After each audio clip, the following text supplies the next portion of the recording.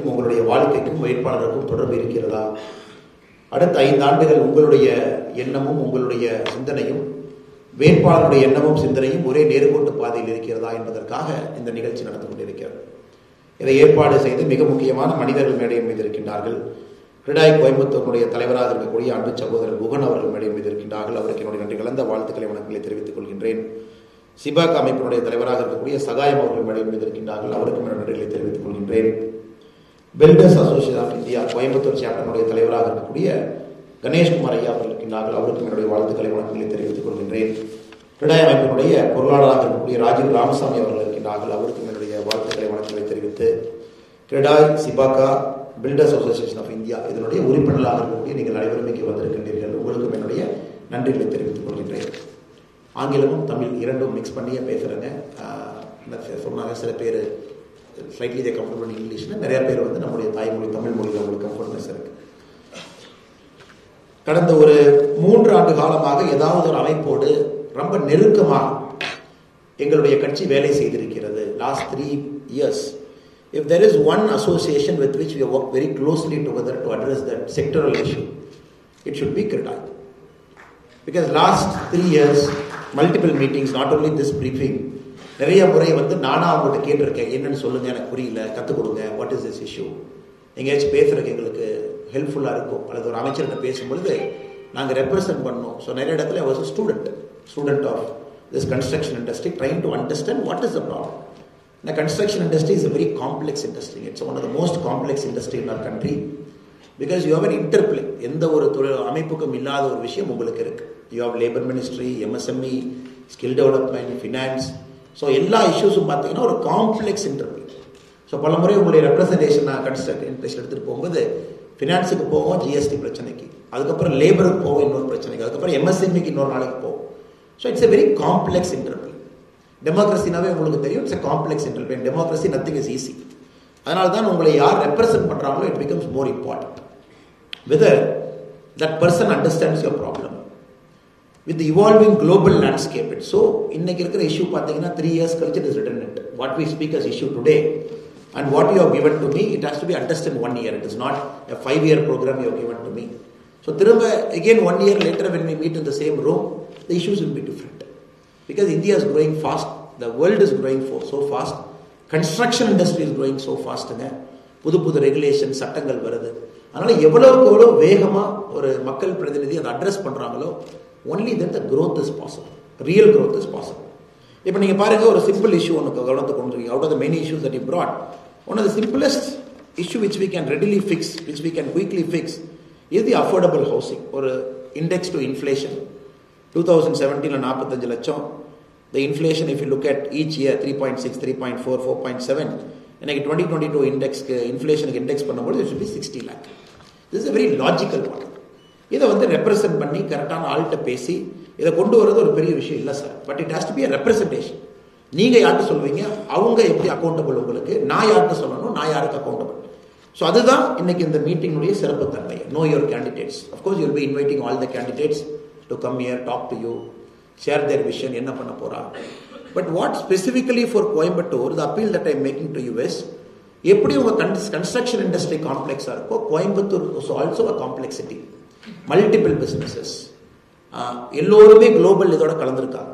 Coimbatore is not cut off from the global world. Coimbatore is completely இன்கிரைன்ட் into the global world. அது எம்எஸ்எம்இயா இருக்கட்டுங்க, அது வந்து ஆட்டோமொபைலாக இருக்கட்டும், வேறு செக்டர்ஸாக இருக்கட்டும், கன்ஸ்ட்ரக்ஷனாக இருக்கட்டும். Coimbatore is not some city in Tamil Nadu. தமிழ்நாட்டில் ஏதோ ஒரு சிட்டி, ஒரு குவைட் சிட்டி, வெஸ்டர்ன் காட்ஸ் பக்கத்தில் அமைதியான மக்கள் இருக்கக்கூடிய, படித்த மக்கள் இருக்கக்கூடிய, பண்பான மக்கள் இருக்கக்கூடிய ஊர் என்பதை தாண்டி இன்னைக்கு இந்த குளோபல் ஃபோர்ஸஸ்னுடைய இன்டராக்ஷன்ல சிக்கி தவிக்கக்கூடிய ஒரு மாநகரமாக மாறி இருக்கு. அது உங்களுடைய உழைப்புனா. Because you chose not to be inward looking, you all chose to be outward looking. Over the last 25 years Coimbatore சிட்டியை பொறுத்த வரைக்கும், நகரத்தை பொறுத்த வரைக்கும், you went to the world. So வேர்ல்டில் இருக்கும்போது அதற்குரிய பிரச்சனைகள் நமக்கு வரும். அதை சரி பண்ணக்கூடிய ஒரு மிக முக்கிய சவால் 2024 to 2029. ஒன்று, whatever issues that you face internally, because we are growing, there could be some issues with the central government, அதை அட்ரஸ் பண்ணி சரி பண்ணணும், which we keep doing it. Now we have to do it more for you. Second, because of the global nature of business, there are some new issues which keeps cropping up. இந்த ரெண்டு விஷயத்தை முதல்ல உங்கள்கிட்ட சொல்லி என்னுடைய உரையை ஆரம்பிக்க வேண்டும் என்பது என்னுடைய ஆசை.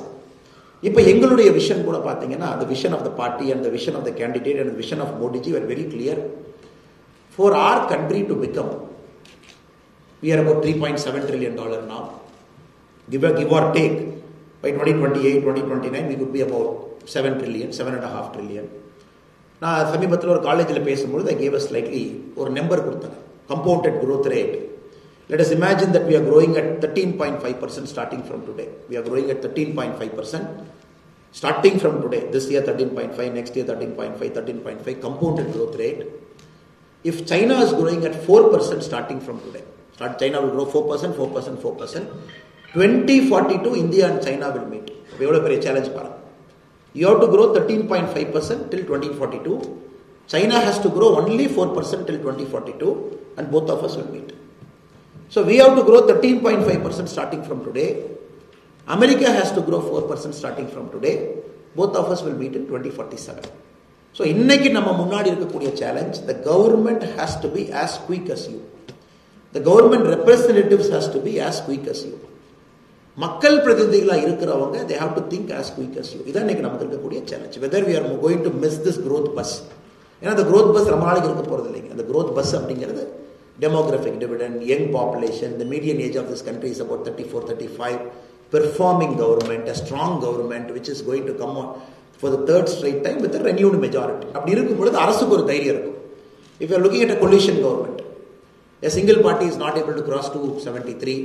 ஒரு 10 பேர் சேரணும், இவங்க ஒரு 30 MP, நீங்க ஒரு 25 MP, நீங்க ஒரு 25 MP, நாமெல்லாம் சேர்ந்து ஆட்சி பண்ணலாம் அப்படிங்கிறது இந்தியாவுக்கு வேண்டாம் என்பதை இந்த 10 ஆண்டுகளில் தெளிவான முடிவு எடுத்திருக்கோம். Now one decision the public in India, the countrymen have taken is very clear. எனக்கு ஒரு கட்சி வேணுங்க, அவங்க மெஜாரிட்டியில் இருக்கணும், நான் உங்ககிட்ட கேள்வி கேட்பேன், நீங்கள் எனக்கு அக்கௌண்டபிளாக இருக்கணும். நீங்கள் எனக்கு ஐயோ என்கிட்ட மெஜாரிட்டி இல்லையே, என்னால் டஃப்பான டெசிஷன் எடுக்க முடியலையே, என்னால் ஒரு முக்கியமான ஆக்டை பார்லிமெண்ட்டில் கொண்டு வர முடியலையே, எனக்கு ராஜ்யசபாவில் மெஜாரிட்டி இல்லையே, எனக்கு லோக்சபாவில் மட்டும்தான் இருக்காங்க, த கண்ட்ரி ஸ்ட்ரக். அது நீங்கள் ஏன்னா you are comparing to China. And China is not like our noisy democracy. China is like, you come, you put a straight line, road is done, next day special economic zone happens and the growth happens. And we are looking at Europe where the public representatives are accountable. ரொம்ப accountable ஆக இருக்கக்கூடிய ஒரு democracy. இந்த ரெண்டு model இப்போ இந்தியாவுக்குள்ள நீங்கள் கொண்டு வர பார்க்குறீங்க. எனக்கு சைனா மாதிரி growth வேணும், சைனாவோட ஃபாஸ்ட்டாக வேணும், அதே நேரத்தில் என் பப்ளிக் ரெப்ரஸன்டேட்டிவ் அக்கௌண்டபிளாக இருக்கணும். So that is the story of last 10 years where 2014 we came to power, 2019 we came back to power with a renewed majority, 2024 we are going to come back to power with a larger majority. இது நம்ம எல்லாத்துக்குமே தெரியும் sir. I think all of us are very keen student of politics, business. நம்ம எல்லோருக்குமே நம்ம common சென்ஸை வச்சு predict பண்ண முடியும் that Modi ji is going to come back with a larger majority அப்படிங்கிறது தெரியும். இதை எப்படி நம்ம பயன்படுத்த போறோம் அப்படிங்கிறத உங்க முன்னாடி நான் வைக்கக்கூடிய இரண்டாவது கேள்வி. How are you going to utilize this growth when the growth is happening? தமிழ்நாட்டில் பார்த்தீங்கன்னா I remember 2 times I've given press statements in support of construction industry. 18th April 2023 we have issued a press statement condemning the DMK government guideline value 33% increase பண்ணிருக்காங்க. Stamp duty for certain instruments 10 times அதிகப்படுத்திருக்காங்க. இதை நான் கொடுக்கறதுக்கு முன்னாடிங்க interestingly I chat with your people. I want understand what is this issue. எதுக்கு அப்படி பண்றாங்க? ஆட்சிக்கு வந்தோடனே கன்ஸ்ட்ரக்ஷன் மெட்டீரியல் காஸ்ட் ஒரு பக்கம் ஜூம் ஆயிருச்சு. இன்னொரு பக்கம் உங்களோட உட்கார்ந்து பார்க்கும் பொழுது இந்த கைட்லைன் வேல்யூ ஜூன் 8, 2017 கொண்டு போய் நிறுத்தினாங்க. ஏன்னா ப்ராப்பர்ட்டி வேல்யூ ஏறுது, அதனால கைட்லைன் வேல்யூ ஏற்றுறது. ஸோ கைட்லைன் வேல்யூ ஒரு அன்சைன்டிஃபிக்காக 2017 ஜூன் 8ஆம் தேதி இருந்த வேல்யூ கொண்டு போய் நிற்க வச்சிருந்தாங்க. அப்ப நீங்க என்ன சொன்னீங்கன்னா நோ பிகாஸ் ஆஃப் திஸ் நீங்க பாருங்க the guideline value is becoming more costlier than the property value அப்படின்னு ஒரு ஆர்குமெண்ட் நீங்க வச்சீங்க. அப்போ உங்க ரெப்ரசன்டேட்டிவ்ஸ் வரும்போது I sat with them for 1 hour. என்ன சார் நடக்குது, கொஞ்சம் எனக்கு புரிய வைங்க, நான் இதை பத்தி கத்துக்கணும். as a student let me understand your industry சொல்லும் பொழுது I was very shocking to me. எப்படி ஆர்பிட்ரியா ஒரு அரசாங்கத்தினால ஒரு டெசிஷன் எடுக்க முடியுது, not taking the stakeholders into account was a very shocking truth to me. just like that rise பண்ணியாங்க. அடுத்தது பார்த்தீங்கன்னா திரும்ப ஆகஸ்ட் 2023 ஒரு ஃபிளாட் ரெஜிஸ்ட்ரேஷன் சார்ஜ் 9% ஆஃப் ஒரு ஃபிளாட் ரெஜிஸ்ட்ரேஷன் வேல்யூ நீங்கள் கொடுத்துருங்க. அப்போ ரொம்ப பியூட்டிஃபுல்லாக ராஜீவ் அவங்க எக்ஸ்பிளைன் பண்ணாங்க. Look there is a flat which is costing 50 lakhs. இப்போ 9% you do a flat charge on that 50 lakhனா வரக்கூடிய பணம் இவ்வளவு சார். இதே இதற்கு முன்னாடி அந்த 50 லட்சம் ரூபா ஃபிளாட்டை எப்படி பிரிச்சிருந்தோம்னா 7 லட்சம் ரூபா அன்டிவைடட் லேண்ட் ஷேராக இருந்துச்சு, 43 லட்சம் கன்ஸ்ட்ரக்ஷன் அக்ரிமெண்ட்டாக இருந்துச்சு. அந்த 43 லட்சத்துக்கு நாங்கள் 4% கூட கட்டிக்கிட்டு இருந்தோம். 7 லட்சம் இருக்கக்கூடிய லேண்ட் அன்டிவைடட் லேண்ட் ஷேருக்கு 9% கட்டணும். அப்போ நீங்கள் பார்த்தீங்கன்னா 2,35,000 கட்ட வேண்டிய ஒரு இடத்துல 4,40,000 கோடிடுச்சு. That is what I like most. கோயம்புத்தூரை பொறுத்த வரைக்கும் when we represent something very beautifully you represent with data. இது பாருங்க இதுதான் even a layman can understand what is the problem. Again we gave up a statement stating this is arbitrary. நீங்க எப்படி பண்ணுவீங்க? ஏன்னா சாமானிய மக்களுக்கு புரியுற மாதிரி எங்க பொலிட்டிக்கல் லாங்குவேஜ் இருக்கும். இல்லை மக்கள் என்ன சொல்லுவாங்க, ஏங்க அவங்கள முதலாளிங்க, அவங்கள பில்டர்ஸுங்க, நீங்க அவங்களுக்கு அவங்க சப்போர்ட் பண்ணி பேசுறீங்க. இன் பாலிடிக்ஸ் பார்த்தீங்கன்னா very few people take the side of a businessman or a builder, but people don't understand you create an economy. எல்லாமே பார்த்தீங்கன்னா பாலிடிக்ஸ் ரொம்ப சிம்பிளா பார்ப்பாங்க, யாரோ ஒருத்தருக்கு ஆதரவு கொடுத்துட்டு போயிரு. But we are very fearless. When we take a stand, we take a stand based on data. இங்க பாருங்க டேட்டா அப்படி இருக்கு. நீங்க பாருங்க அவங்க சஃபர் பண்றாங்க. எல்லாமே கடைசியில ஒரு சாதாரண மிடில் கிளாஸ்ல கிரெடாயினுடைய பில்டர்ஸ் அசோசியேஷன் ஆஃப் இந்தியா, நம்முடைய செபேகா, உங்களுடைய கோல் என்னங்க? Homes for all. That is our goal also. எல்லோருக்கும் வீடு இருக்கணும், அஃபோர்டபுள் ஹவுசிங் இருக்கணும். அது உங்களுடைய மோட்டோவே ஹோம்ஸ் ஃபார் ஆல் வச்சிருக்கீங்க. அது நடக்காது. அதற்கு எதிராக இந்த அரசாங்கம் இருக்குங்கிறதுக்காக again we released one more press release stating that please don't do this, revert back to the original model. அதுக்கப்புறம் பார்த்தீங்கன்னா December 14, 2023 we have to release one more press statement and very strong condemnation. இது எதுக்கு நாங்க 3 வெரைட்டியா பிரிச்சிருக்கிறாங்க. 3 variety composite values for building. 16,000 square feet basic composite value, 18,000 premium composite, ultra premium composite value 22,000 square feet. இது எங்க இருக்கு, எப்படிப்பட்ட road இருக்கு, என்ன வித் இருக்கு, எதுவுமே தெரியாம ஆர்பிட்ரியா போட்டிருக்காங்க. Then I was very very surprised to see a full page ad. ஒரு டெமோக்ரஸியில் nobody expects to see a full page ad from an industry in all the leading newspapers. ஒரு full page ad ஒரு industry association கொடுக்குறாங்க, எங்களை காப்பாத்துங்க.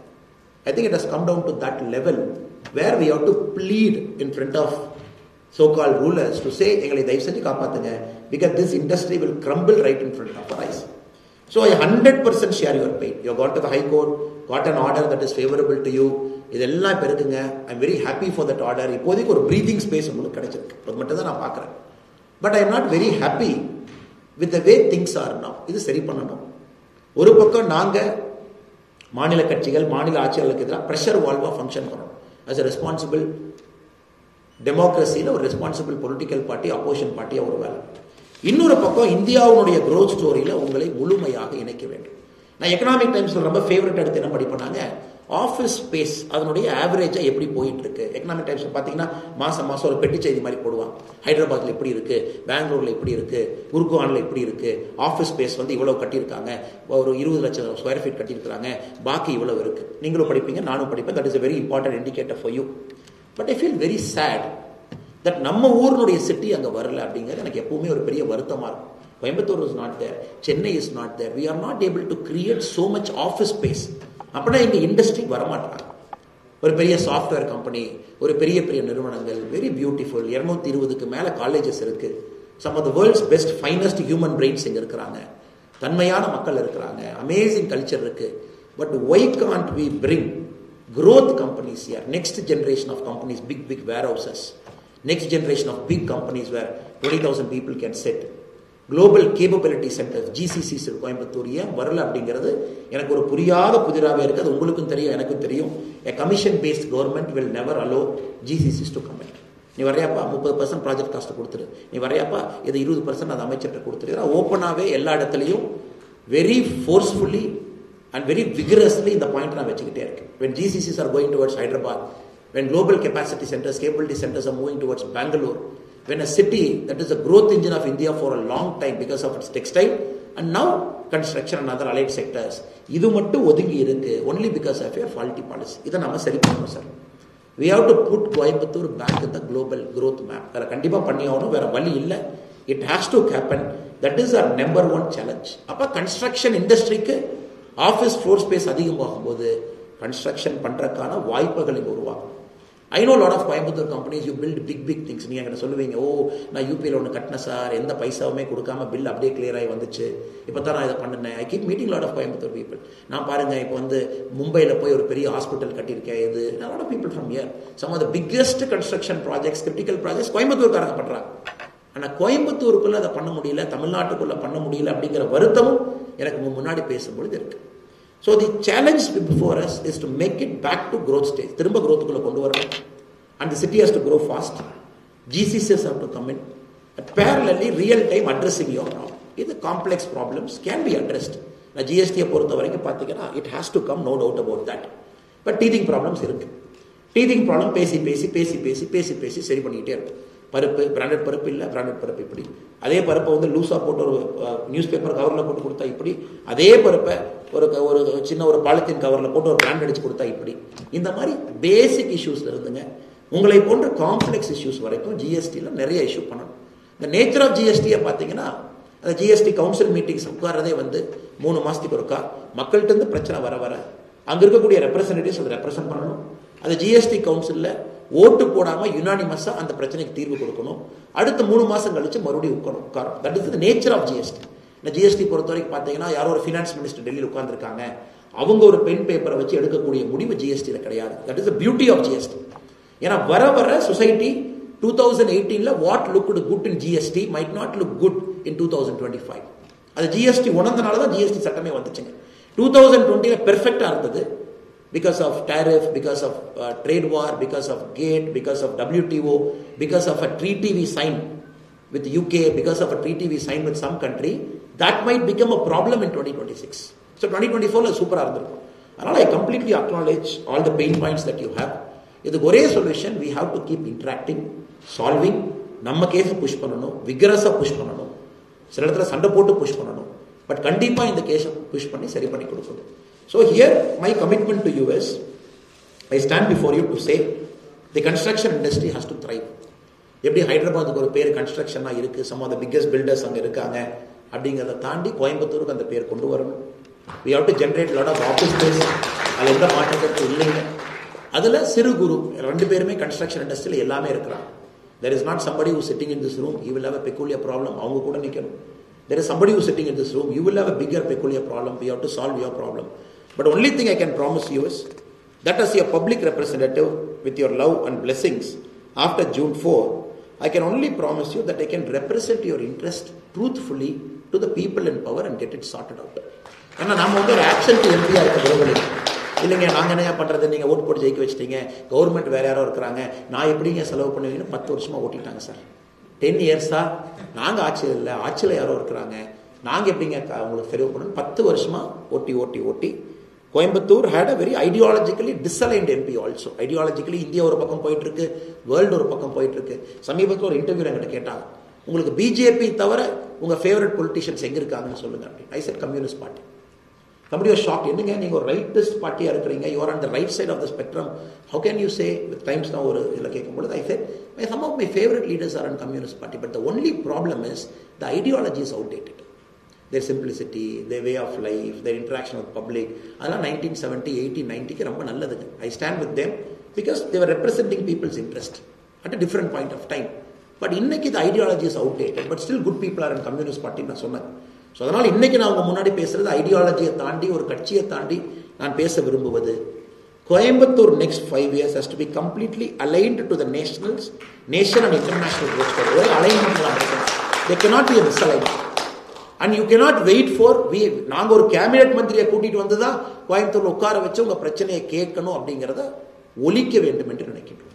We have to stop that culture.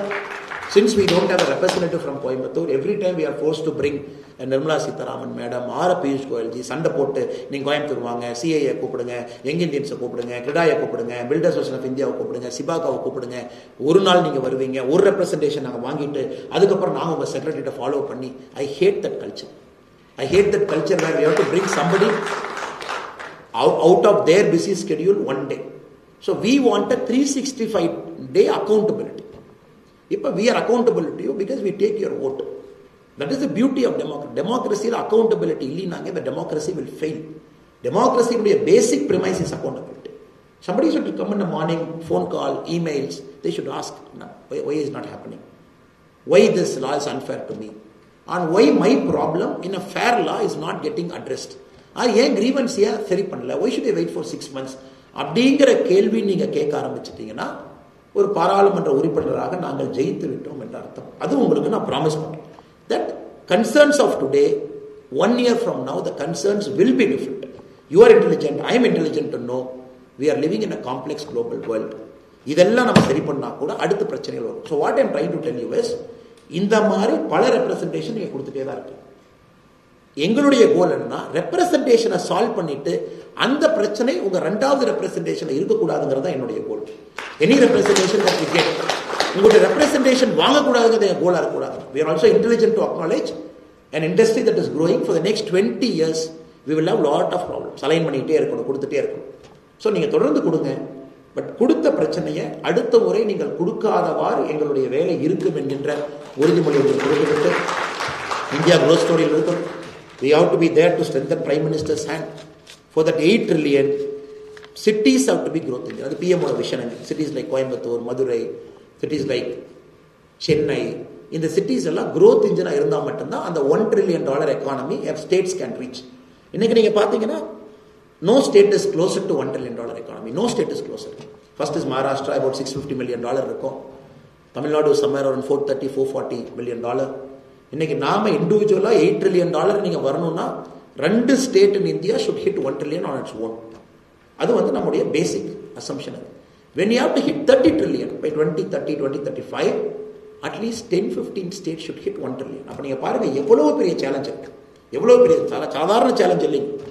PM has set a very big target, 13.5% நீங்க grow பண்ணணும். உங்களுக்கு தெரியும் a nation எவ்வளவு மோசமான ஆட்சியா இருந்தாலும் இந்தியா மாதிரி ஒரு நாடு 5% 6% grow. பிரைம் மினிஸ்டர் நல்லா வந்து படுத்து தூங்கிட்டு காலையில் எந்த வேலையும் செய்யாம எல்லா கேபினெட் மினிஸ்டரும் படுத்து தூங்கிட்டா automatically the country will grow by 6%.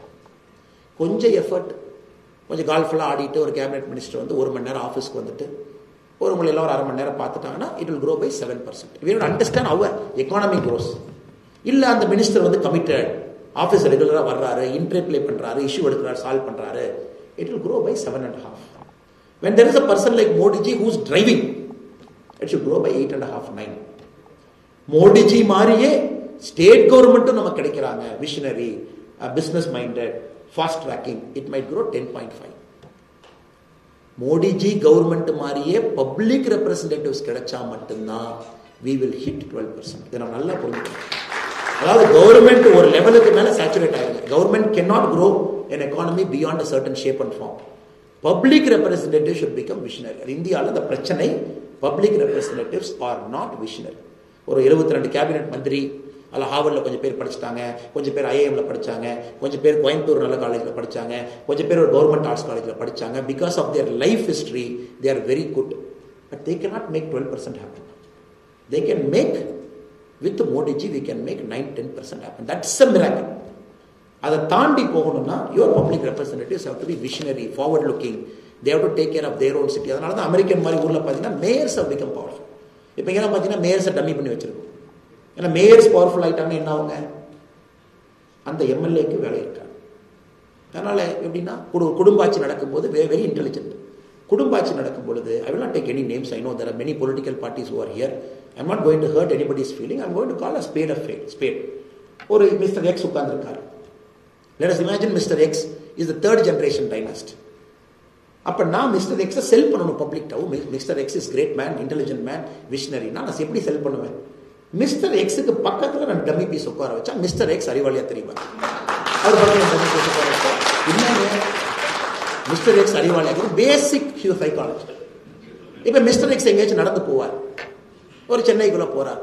இப்ப சென்னை மேயரை விஷனரா வச்சுட்டீங்கன்னா இவங்க 3 பேர் டம்மியா தெரியுவாங்க. அப்ப அந்த மேயரை இவங்களோட டம்மியா வைப்பாங்க. So you have to understand how Tamil Nadu politics is designed over the last 35 years அப்படிங்கறத நீங்க முழுமையா உணர்ந்துக்கணும். Just to make sure somebody appears intelligent in Chennai, the whole system is made dummy. Whole system is made dummy. We have mayors who can't read 2 lines in the mayoral assembly. 2 line தமிழ்ல ஆங்கிலத்தில் அவங்களால படிக்கணும். அவங்க போய் என்ன பார்க்கை பத்தி பேச போறாங்க, ஸ்மார்ட் சிட்டியை பத்தி என்ன பேச போறாங்க, next level of growth பத்தி என்ன பேச போறாங்க. So very very bad situation we are in. The urban bodies have completely collapsed. Councillor எதுக்கு ஓட்டு போட்டோம் எதுக்கும் தெரியாது. கவுன்சிலர் ஓட்டு போட்டேன் ஆனால் டாய்லெட் வேலை சரியில்லையா, செப்டிக் டேங்க் வாங்கிட்டு வந்து நிறுத்த பண்ணேன், இதுதாங்க கவுன்சிலர் வேலையா? எதுக்கே ஓட்டு போட்டேன்? இல்லைங்க தண்ணி வரலைன்னா நான் பைப்பை செக் பண்ணுவேன். இன்னைக்கு கவுன்சிலர் மேயர் வேலை என்ன? கவுன்சிலர் வந்து செப்டிக் டேங்க்கும் தண்ணி கொண்டு வரலாம், மேயர் அம்மா காலையில் வந்து பார்த்துட்டு போவாங்க. அல்ல சென்னை மாதிரி பெரு வெள்ளமா இருந்தா மேயரும் நம்மோட வந்து வெள்ளத்தில் நிற்பாங்க. That is the unfortunate standard to which we have lowered the politics. பாருங்க இவ்வளவு பெரிய பாலிடிக்ஸ். இங்க பாருங்க நியூயார்க் பாருங்க, Michael Bloomberg now mayor. People on their own might and right. separate budget, separate vision, separate growth city. Then they align to the federal government, then they align to the national government. So each city grows. ஆனால் நாம் இன்னைக்கு புரிஞ்சுக்க வேண்டியதுங்க, மோடியினுடைய 3.0 எரால Modiji has said all people in BJP have to contest. இதுக்கு இத்தனை பேர் contest பண்றாங்க. All cabinet ministers have to contest. Piyush Goyalji have to contest. Everybody contest. எல்லாரும் contest பண்ணி you got to be a visionary politician in the ground. அதனால everybody is contesting, respecting Modi's vision to bring public representatives also at a visionary level. அதனால உங்களுடைய அன்பு, ஆதரவு, உங்களுடைய support over the next 25 days. ஏன்னா end of the day there has to be a connection. Between a candidate and a public, it's a very sacred relationship. It's a very sacred relationship. The relationship la secrecy pathina only trust. There's nothing here. Trust. He will do something for me. He or she will represent my city to the best of their ability. And he and me will make sure my children live in a better city. இந்த மூணு தாங்க, வேற ஒண்ணு நம்ம எதிர்பார்ப்பேன். இண்டிவிஜுவலா உங்களுக்கு என்ன பணம் சேர்த்து தரோம் நீங்க விரும்புறீங்களா, இல்ல இண்டிவிஜுவலா நான் சம்பாதிக்கணும் நான் விரும்புறேன். நம்ம 3 things, basic things is a trust. நீங்க நல்லா இருக்கணும், நல்ல சிட்டில வாழணும், குவாலிட்டி ஆஃப் லைஃப் பெட்டரா இருக்கணும். சுவாசிக்கும் போது காத்துல இந்த பார்ட்டிகுலேட் மேட்டர் வந்து 10 வருஷம் கழிச்சு நம்ம கேன்சர் வரும். ஏன் கேன்சர் வருதுன்னே தெரியாது. 15 years from now somebody will get a lung cancer. ஏன் இல்லைங்க, சிட்டியில் ஏகப்பட்ட கன்ஸ்ட்ரக்ஷன் ஆக்டிவிட்டி 10 வருஷம் நடந்துகிட்டே இருந்துச்சு. பார்ட்டிகுலேட் மேட்டர் வாஸ் மோர் தென் 10.5, பெரிய பெரிய பார்ட்டிகல் அப்படியே போய் லங்ஸ்ல போய் உட்காந்துச்சு, அப்படியே இரிட்டேட் பண்ணுச்சு, லங் கேன்சர் வந்துச்சு. நமக்கு எது நடக்குதுன்னே தெரியாம நம்ம ஆளுங்க நோய் வந்துட்டு இருக்குது. Simply because we don't know how to grow, simply because our cities are not made accountable. தண்ணி, ஒரு வாட்டர் பாட்டில் வாங்கித்தான் சிறுவாணி இருக்கு, லேக் இருக்கு, இத்தனை ரெஜுவினேஷன் இருக்கு. ஒரு சாதாரண ஜெர்மனியில ஒரு கிராமத்துல இன்டீரியர்ல போனா பைப் வாட்டர் திறந்து குடிக்கிறோம். Czechoslovakia, Romania, Poland pipe water குடிக்கிறோம். அதை விட growth engine நல்லா இருக்கும். நாகரீகமான தமிழர்கள், தொன்மையான மனிதர்கள், நம்முடைய தமிழ் கலாச்சாரத்திற்கு ஈடு யாரும் இல்லைன்னு சொல்றோம். ஆனா மினரல் வாட்டர் தான் சார் குடிக்கிறோம். இதெல்லாம் ஃபிக்ஸ் பண்ணணும் sir. We have to fix it. Why can't Coimbatore be the first city in India where people drink water and tap water? ஏன் பண்ண முடியாது? பண்ணலாம். 100% we can. 100% we can. இவ்வளவு லேக் வச்சுக்கிட்டு, இவ்வளவு தண்ணி வச்சுக்கிட்டு, சோர்ஸ் வந்து கரெக்ட் பண்ணி we can make sure everybody drinks a tap water. இது ப்ராப்பர் மினரல்ஸ். குழந்தைங்களுக்கு ஒரு போன் லீச்சிங்கோ. அதனால தயவு செஞ்சு நான் மற்ற கேண்டிடேட் பெரிய டிஃபரன்ஸுங்க, ரோடு கட்டுறேன், பில்டிங் கட்டுறேன், அதுக்காக நான் கண்டிப்பாக அரசியல் வரலைங்க. That is not my intention. That is not why I have come to politics. The way I have come to politics, my vision is slightly different. My vision is to build better societies where your children, my children and subsequent generation, they live well. அவங்க நல்ல ஒரு சொசைட்டியில் கம்ஃபர்டபுளாக சந்தோஷமாக வாழணும். காலையில் எந்திரிச்சாங்கன்னா walking போகிறதுக்கு ஒரு நல்ல பார்க், சந்தோஷமாக இருக்கணும், ஸ்ட்ரெஸ் இல்லாமல் இருக்கணும். ஒரு பப்ளிக் டிரான்ஸ்போர்ட் பியூட்டிஃபுல்லாக இருக்கணும், ஒரு மெட்ரோ ட்ரெயின் இருக்கணும், எலக்ட்ரிக் பஸ்ஸஸ் ஓடணும், நீட்டாக ஏறி ஒரு இடத்துக்கு போயிடணும். ஸ்ட்ரெஸ் எங்கேயுமே இருக்கக்கூடாது. ஒரு வேலை நடக்கணும், குவாலிட்டி ஆஃப் கான்ட்ராக்ட் சரியாக இருக்கணும், ஒரு பிஸ்னஸ் இன்ட்ராக்ஷன் ரிலேஷன்ஷிப் பக்காவாக இருக்கணும், நைட் வந்து நிம்மதியாக தூங்கணும், குவாலிட்டி ஆஃப் லைஃப்பை ப்ரொலாங் பண்ணணும். 80 வருஷம் 85 வருஷம் ஆரோக்கியமாக அவங்களுடைய கிராண்ட் சில்ட்ரனை பார்த்து அவங்க வாழணும். That is my vision. பெரிய விஷயம்லாம் இது இல்லைங்க. நம்முடைய பேர குழந்தைகள் நாம் பார்க்கும் பொழுது நல்ல மனிதர்களாக ஒரு 60-70 வருஷத்தில் மொபைலாக நாம் இருக்கணும். What is the point? Becoming richer and becoming older and becoming unhealthier. அதுக்கு நம்ம வாழலைங்க. We have to become richer. Invariably we will become older. But my vision for you is, I will make sure you live healthier when you become richer and older. That is my commitment to you. That is my commitment. And the being healthier has to become multiple things. Thanni, சுகாதாரம், காற்று, public transport, stress, airport. என்ன airport என்ன பாருங்க, என்ன airport கட்டிச்சு. Small airports, you go to Rajkot, there is a, போட்டிங்கன்னா அமெரிக்காவில் போய் luggage எடுத்துக்கலாம். கோட் ஷேர் அக்ரிமெண்ட் இல்லை, அது இல்லை, இன்னும் 87 ஏக்கர் கிடைக்கல, எக்ஸ்பேண்ட் பண்ண முடியல, வெரி கன்ஸ்ட்ரைன்ட் இது. அதனால் இதெல்லாம் மாற்றணும் சார். நீங்கள் பேச விட்டிங்கன்னா 5 நாள் பேசிகிட்டே இருப்போம் சார் உங்களுக்கு. ஆனால் உங்களுக்கு நீங்கள்லாம் யூ ஆர் பிஸியான பீப்புள். அதனால் we have to touch multiple things. Quality of living, happiness index, quality of urban infra. என்ன சார் பாலத்தை மேலே கட்டுறோம் சார், கீழே ஏதாவது ரோட்டில் போக முடியுமா சார்? எவ்வளோ குண்டு. People die in accidents. I read a woman just try to evade a pothole, people fall down, lorry will run over. என்ன சார், என்ன சிட்டியில் வாழ்றோம் sir? The public representative is not made accountable. அந்த councillor FIR மேலே போடலாம், அந்த contractor மேலே FIR போடலாம், அந்த பப்ளிக் ரெப்ரஸன்டேட்டிவ் எவர் ரோட சாங்ஷன் பண்ணலாம் அவன் மேலே எஃப்ஐஆர் போடலாம். ஆனால் பில்லை பார்த்தீங்கன்னா எடுத்துருப்பான். People die in our country, in our state, just because they don't know why they are dying. நான் சொல்றது கண்டிப்பாக நீங்கள் ஏற்றுக்குவேன். There is absolutely zero accountability. Accountability is zero. இதை மாற்றணும் அப்படிங்கிற முயற்சி. அதனால் உங்கள் வாய்ப்பு கொடுத்த உங்கள் அனைவருக்கும் நன்றி தெரிவித்து, I can only promise you, I can represent your interest better, and I will try my best to strive to make this city a healthier city. A city where quality of life is way better than other cities. A city where when we become older, we are healthier as well. சுத்தமான காற்று, தண்ணீர், சுகாதாரம், stress இல்லாமல் ஒரு வாழ்க்கை. Next level of urban infra where we live. So that we spend last years of our life with our near and loved ones with a degree of happiness. அதான் sir வாழ்க்கை. வேற என்ன சார் வாழ்க்கை? சம்பாதிச்ச படத்தை எங்கே சார் கொண்டு போவோம்? Whatever we hear, nothing is going to come. After 70, we all become vulnerable. பயம், எப்போ இறக்க போகிறோம், என்ன நோய் வரும், யாருக்கும் தெரியாது. ஸோ அந்த பயத்தை எடுப்பதற்கு எனக்கு ஒரு வாய்ப்பு கொடுங்க, ஒரு நல்ல ஒரு நகரத்தை உருவாக்கி உங்கள் கையில் கொடுப்பதற்கு. உங்களுக்கு எல்லா அலுவலர்களுக்கும் Friends, what you witnessed just now